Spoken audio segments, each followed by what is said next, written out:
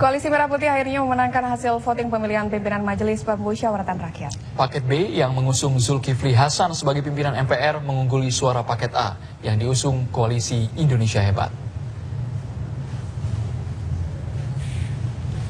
Sidang paripurna MPR akhirnya menetapkan Zulkifli Hasan dari PAN, Mahyudin dari Golkar, Mangindaan dari Demokrat, Hidayat Nur Wahid dari PKS, dan Usman Sabtaodang dari DPD sebagai pimpinan MPR periode 2014-2019.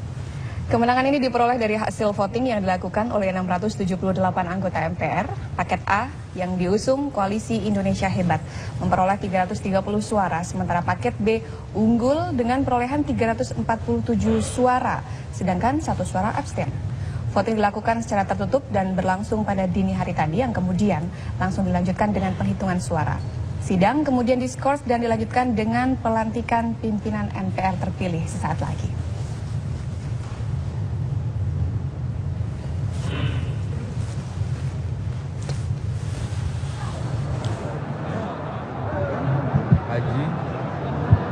Mohon perhatian kepada para saksi, kami persilakan untuk menuju ke tempat semula untuk menandatangani Paripurna MPR Republik Indonesia dengan kandidat pimpinan MPR paket A yang diusung oleh Koalisi Indonesia Hebat memperoleh suara 330. Paket B Koalisi Merah Putih 347 suara, sedangkan abstain ini 1 suara dan total suara 678.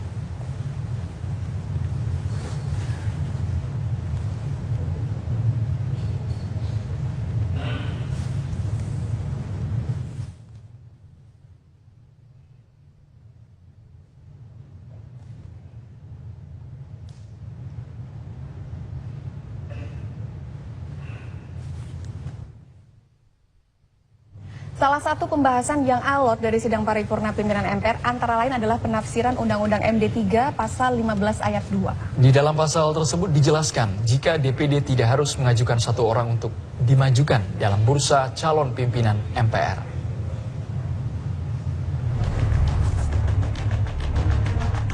Rapat paripurna pemilihan pimpinan MPR berjalan alot. Baru saja dimulai, hujan interupsi terus mengalir dari anggota dewan. Padahal pembahasan baru memasuki tahap pemaparan agenda. Belum pada pokok pembahasan rapat, sidang terpaksa diskors lantaran perbedaan pendapat terkait pengajuan 1 nama calon pimpinan MPR dari unsur DPD. Masing-masing fraksi dan DPD mendelegasikan wakilnya untuk selanjutnya menyamakan persepsi dalam rapat gabungan. Selama masa rapat konsultasi, terdapat 2 pandangan yang berbeda terkait tata tertib pemilihan pimpinan MPR RI. Mengacu pada Undang-Undang MD 3 pasal 15 ayat 4, tiap fraksi dan kelompok dapat mengajukan 1 orang bakal calon pimpinan MPR. Kata dapat yang dimaksud, DPD bisa mengajukan lebih dari 1 calon. Sementara itu, Koalisi Merah Putih berharap perbedaan anggota DPD terkait pencalonan 1 nama dapat diselesaikan sebelum pemilihan dimulai. Apa yang diminta oleh KMP itu tidaklah berlebihan dan sangat logis. Pertama adalah bahwa apa salahnya sih memunculkan 2 nama misalnya ya, tanpa mengeliminir Pak Usman Sabta yang tadi malam sudah dipilih secara aklamasi. Tapi mengapa tidak memunculkan 2 nama? Kepentingannya begini, karena ini kan ada 2 paket ya, yang akan sama-sama dipilih oleh anggota MPR.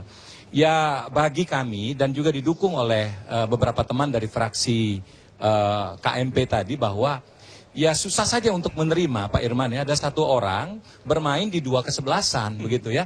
Nah, di situ dia bermain sebagai striker, di sini dia bermain sebagai pemain tengah begitu ya. Nah, kalau misalnya kita harus memilih begitu ya, dia yang mana begitu ya, agak sulit. Sedangkan stok yang bagus-bagus, hasil dari pemilihan yang demokratis tadi malam itu ada.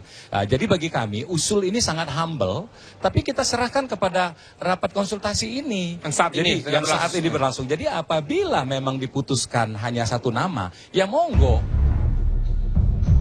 Tarik ulur soal berapa calon anggota DPD yang diajukan untuk duduk di kursi pimpinan MPR ditanggapi tegas oleh Ketua DPD Irman Gusman. Ia tidak akan menganulir keputusan pemilihan calon pimpinan MPR yang dilangsungkan oleh DPD. Itu kan di tahun 2004-2009 itu antara DPR dan DPD itu dua-dua perwakilannya. Tetapi setelah itu ya kena proses politik, ya akhirnya hanya diakomodasi satu. Karena MPR itu terdiri daripada DPR dan DPD. Ya, jadi menurut kami ya soal satu nama itu adalah masalah internal dari DPD. Jadi jangan lihat orangnya, lihat perwakilannya gitu loh. Dan sampai sekarang kami tidak mungkin untuk menganulir apa yang telah diputuskan.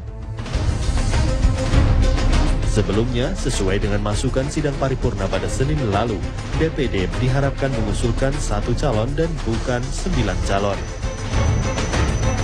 Setelah dilakukan pemilihan melalui mekanisme voting, terpilihlah Usman Sabtaodang sebagai wakil DPD yang menduduki kursi pimpinan MPR.